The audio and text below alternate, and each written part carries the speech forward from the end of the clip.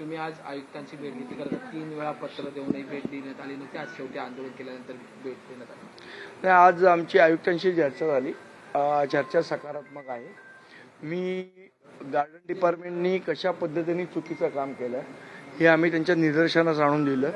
त्यानंतर त्यांनी असं सांगितलं की आम्ही 2 दिवसामध्ये याची सगळे जे काय तुम्ही फ्लॉज सांगितले याची चौकशी करू.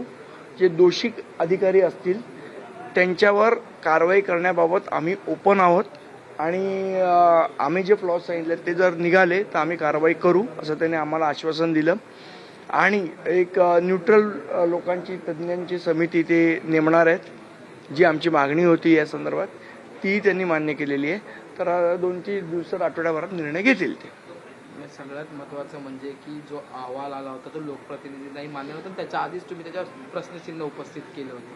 त्याच्यासाठीच तज्ज्ञांची एक वेगळी समिती नेमून त्याच्या संदर्भातला अहवाल चौकशी समिती बसवून अहवाल तयार करतात. आज तुम्ही ज्यावेळेस आंदोलन केलं होतं काही तुमच्याच पक्षातील लोकांनी महापौर दालनासमोर सुद्धा आंदोलन केलं. त्यांना नंतर पोलिसांनी सभागृहासमोर पोलिसांनी ताब्यात घेतलेला आहे. त्यांना सोडण्यात आले आहे का काय किंवा गुन्हा दाखल केला?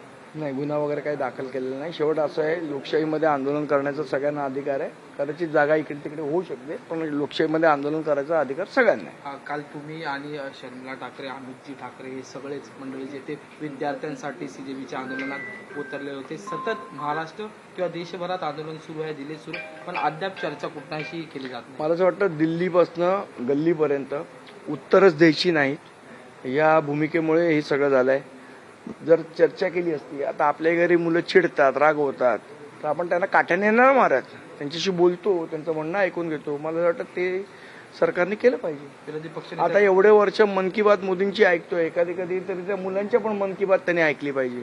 शुक्रवारी आदित्य ठाकरेंनी पुन्हा एकदा छत्रपती शिवाजी महाराज मैदानाजवळ जमण्याचं आवाहन केलंय सगळ्यांना. त्याची भूमिका काय असेल? या संदर्भात जी भूमिका आहे ती सन्मान्य राजसाहेब ठरवतात. दुसरं एक महत्वाचं आहे की आज भाजपचे प्रदेशाध्यक्ष रवींद्र चव्हाण यांची प्रतिक्रिया आंदोलनासंदर्भात समोर आली. त्यांचं म्हणणं आहे की ही स्पॉन्सर्ड आंदोलनं काही होऊ शकतात ना. मला असं वाटतं ती जी मुलं होती ना दिल्लीला, ती Pakistan, China, Bangladesh, Ukraine, Russia अशी सगळीकडनं आली. ती काय भारतातली मुलं होती असं वाटत नाही. म्हणजे ते रवींद्र चव्हाणांना माहिती आहे आणि हुशार लोक आहेत भाजपचे. काँग्रेसमध्ये जी काँग्रेसने आज एकंदरीत देशभरामध्ये आंदोलनाचे हाक दिले, त्याला प्रत्युत्तर दाखवताना भाजपच्या युवा मोर्चा देखील काँग्रेसच्या कार्यालयावर. मला असं वाटतं हे सगळे धंदे करण्यापेक्षा त्या मुलांशी बोलावं आणि त्यांचं काय म्हणणं ते ऐकून घ्या. हे कसले फालतूचे धंदे करतायत आणि एवढं जो रोष मुलांचा आहे तो समजून घेतला पाहिजे. त्याच्याबद्दल संवेदनशील असलं पाहिजे. काहीतरी स्पॉन्सर्ड आहे, पाकिस्तानचं आहे, नुसतं धुरंधर पिक्चरमध्ये रमलेली लोक आहेत ही रवींद्र चव्हाण सारखी. पण विरोधकांमध्ये फूट पडताना दिसते का? कारण आम आदमी तर्फे आता जी ऑफिशियल प्रतिक्रिया आलेली आहे की काँग्रेस वरती टीका केली जाते. नाही, मुळात त्याच्यात ना राजकारणाचा विषय नाहीये. विद्यार्थ्यांनी त्यांनी स्वतः उभं केलेलं हे आंदोलन आहे.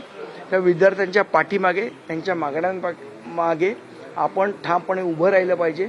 मग तो विरोधी पक्ष असो नाही तर सत्ताधारी पक्ष असो, त्यांनी त्यांच्या भावना समजून घेतल्या पाहिजेत. या भूमिकेचे आम्ही आहोत. पत्रकारांना टार्गेट केले जाते, काही महिला पत्रकारांवर देखील. मला असं वाटतं काही पत्रकार हे जर चुकीच्या पद्धतीने वागत असेल तर त्यांनी सुद्धा आत्मपरीक्षण करणं गरजेचं आहे. सर, आज मनसे की ओर से आजाद मैदान में प्रोटेस्ट किया गया. आज आप भी जो है अश्विनी बेड़ी से मिलना है बीएमसी कमिश्नर से, क्या मांगे हैं? देखिए, हमारे 2 मांगे थे. एक तो जिस प्रकार से अधिकारी की जवाबदेही नहीं है उसके बारे में हमारे आक्षेप थे जो हमने उनके पास बताए हैं. दूसरी हमने ये मांग की थी कि एक न्यूट्रल समिति का गठन किया जाए जो इस पूरे मामले की इंक्वायरी करे. सिर्फ प्रोटेस्ट कर रहे हैं स्टूडेंट पूरे देश भर से नीट पेपर लीक को लेकर, जिस तरह से लाठीचार्ज हुआ है दिल्ली में, क्या कहना? मुझे लगता है कि उनके साथ सरकार ने बात करनी चाहिए. देखिए, हमारे घर में भी हमारे बच्चे नाराज होते हैं, दुखी होते हैं, तो हम उनको लकड़ी से पीटते नहीं है ना, घर पे उनसे बात करते हैं, उनकी बात समझ लेते हैं.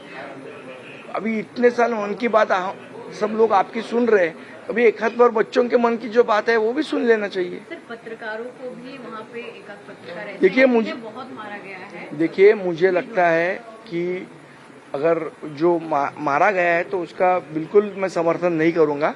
लेकिन अगर मैं बहुत सारे वीडियो देखिए जहाँ कुछ पत्रकारों को चिढ़ाया भी गया है, तो मुझे लगता है उनको भी चाहिए, पत्रकारों को, कि वो एक इंट्रोस्पेक्ट करें कि कहीं गलती उनकी भी कहीं हुई है या नहीं हुई है।